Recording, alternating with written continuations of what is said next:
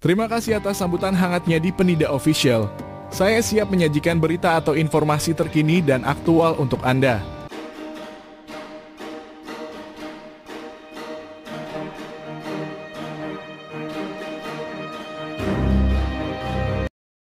Yusril Iza Mahendra, Ketua Tim Pembela Prabowo Gibran, mengomentari protes dari anggota Tim Hukum Nasional AMIN, Bambang Wijoyanto, terkait kehadiran Edi Hiaryej sebagai ahli dari tim Prabowo Gibran. Yusril menyoroti masa lalu hukum Bambang Wijoyanto yang tersandung kasus hukum dan menegaskan bahwa menurutnya Bambang Wijoyanto masih berstatus sebagai tersangka hingga saat ini.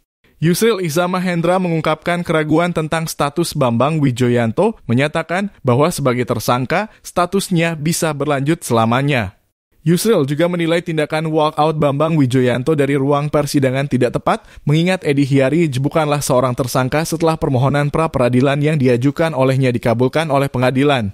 Yusril Iza Mahendra menyatakan bahwa meskipun ada rencana untuk menetapkan kembali Bambang Wijoyanto sebagai tersangka, hal tersebut belum terjadi.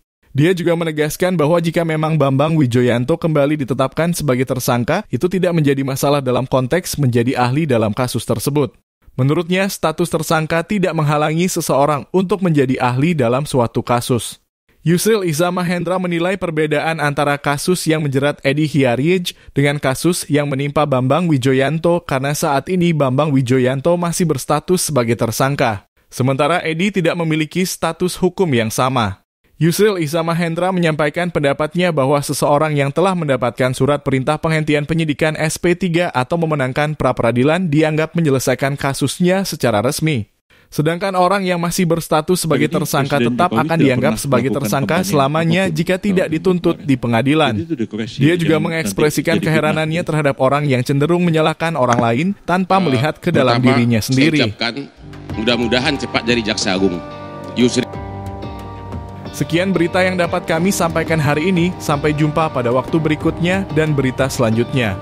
Jangan ragu untuk subscribe dan memberikan komentar. Salam dari Penida Official.